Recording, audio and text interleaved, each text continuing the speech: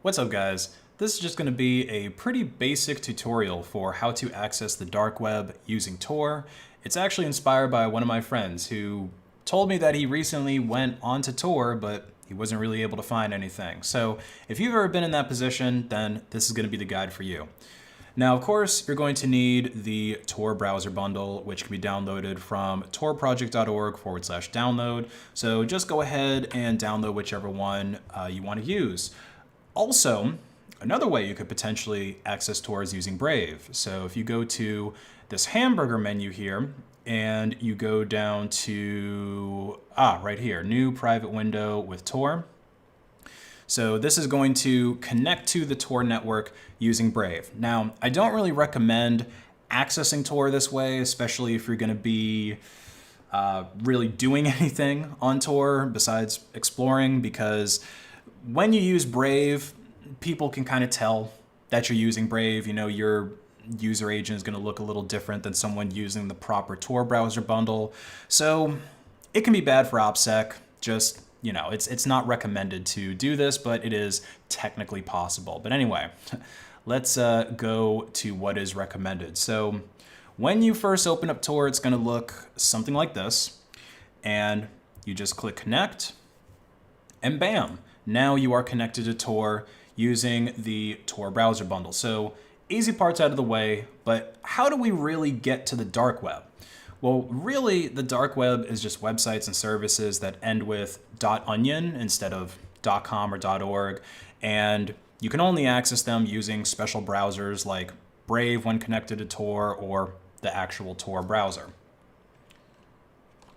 But the really tricky thing about these onion sites is that they're all made up of 54 random alphanumeric characters. So you're not going to be typing those in like regular websites, you know, like youtube.com. You're not going to be able to remember onion site addresses. So you need a direct link, and that is where sites like tor.taxi come into play. So here, you can find links to various dark websites categorized by types. And you can also have some confidence that these links are going to go to legit sites and not scams, at least as long as you're using like tor.taxi or dark.fail is another really popular one where they're reputable. They link to legit sites, so on and so forth. I guess also as long as they don't get hacked, right? Because then somebody could change them. But anyway, if I mouse over these, you see all these different onion links that are in the bottom left-hand corner.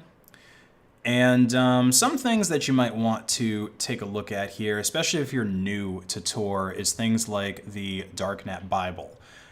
So what this covers is OPSEC, and it has it broken down into different subjects like operating system. You know, they're going to tell you, hey, don't use Windows, and probably use like Tails or Unix or Cubes, things like that. You know, KeePassXC. Even if you're not using Tor, you should be using KeePassXC. Everyone should be using a password manager, PGP, and so on.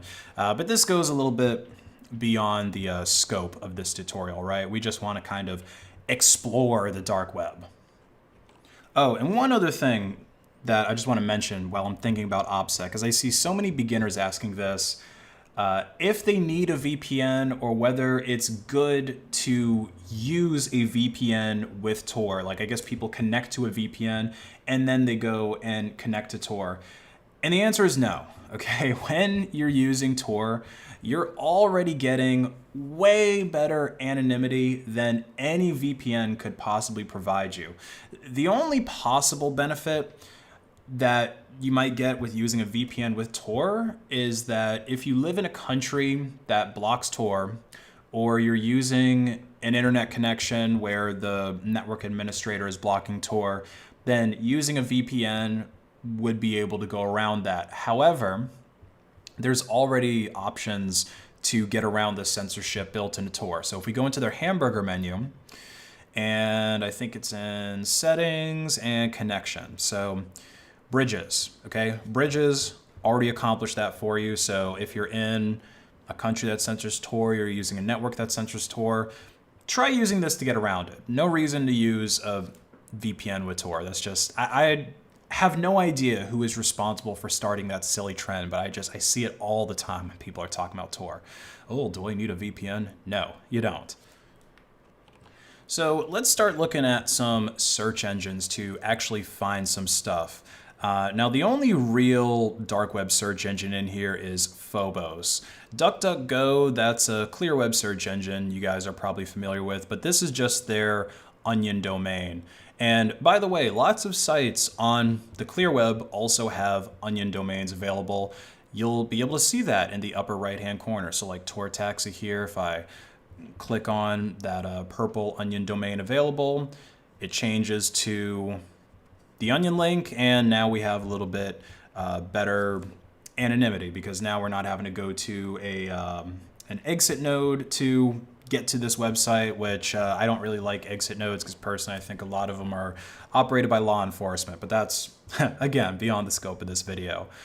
Recon and Kilos, these are also different than regular search engines. These are more for like searching dark web marketplaces specifically, right? But if you just want to dig into general things, Phobos is a good place to start. So we can look up something like Monero, for example, right? Pretty popular subject on the dark web, also a pretty cool cryptocurrency. And you can see all of these results that we're getting, these all go to onion domains. And so this is how you start going down the rabbit hole of the dark web, right? You start going to these different onion sites, and these are probably going to link to more onion sites. You know what it's like, actually. Zoomers won't get this, but the older people, browsing the dark web is a lot like browsing the internet before they had search engines, right? Now you can just bring up Google or whatever search engine and find a whole bunch of stuff. But way back in the early days of the internet, you would have to go to one site, and then that would link to some other sites, and that would link to other sites, and so on and so forth. Now, Phobos is not the only search engine that's out there, right? You want to find more dark web search engines, we can just type in dark web search engine. And ho, look at that. We got a whole bunch of results. We got Bobby, which I don't actually know this search engine, so I'm not going to click on it. It might be a little bit sus. Haystack, I think, doesn't have any crazy ads on the front page. Actually, let me just drag this over here and check. Okay, yeah, Haystack looks safe. Another little quick tangent. So a lot of sites, especially search engines on the dark web, they'll have a whole bunch of ads that load for various services on the dark web, and given the nature of the dark web, a lot of these services are illegal. So if you're using the dark web in company or somewhere where, I don't know, maybe you're in public and like a camera might be looking at your computer screen, just watch what sites you're going to, right? If someone sees you looking at illegal stuff on your computer, they might try to, I don't know, call the feds on you. So yeah, this is another dark web search engine. We can go ahead and type in Monero like we did, and then we're probably going to get links to other places because all of these search engines, they're not always going to have the same indexes. Sometimes they will. I guess it depends on what indexes they use, but obviously Haystack and Phobos are a little bit different.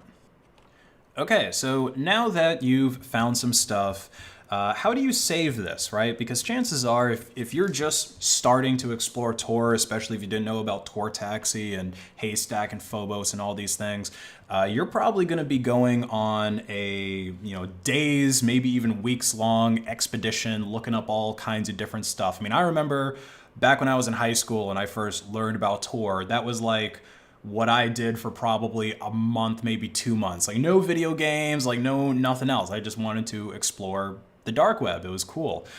So how can you sort of keep tabs of what type of sites you've been exploring? Well, one thing you could do is you could just bookmark them in the Tor browser, right? I mean, it supports bookmarks like pretty much any other browser, but this might not be a very good idea depending on what kind of sites you're going to, right? Tor Taxi, maybe it's not that bad to bookmark Tor Taxi. I mean, it does have links to markets, so that might be a little bit sus, but it's not necessarily illegal links to markets, at least not here in the US. Your country might be different. So, having these bookmarks in the browser might be a bad idea, because if your computer gets seized or somebody else, uses it and opens up Tor, they're going to see all your bookmarks. They're going to see what you're going to. So that might be a bad idea. What is a better solution? Well, one thing we could do is we could just put them inside of a password database like KeePassXC. You are using a password database, right? Okay, good. So this is just kind of a quick and dirty way that you can store these. Another option would be to just simply use an encrypted text file, right? So put them into a text file, encrypt it, boom.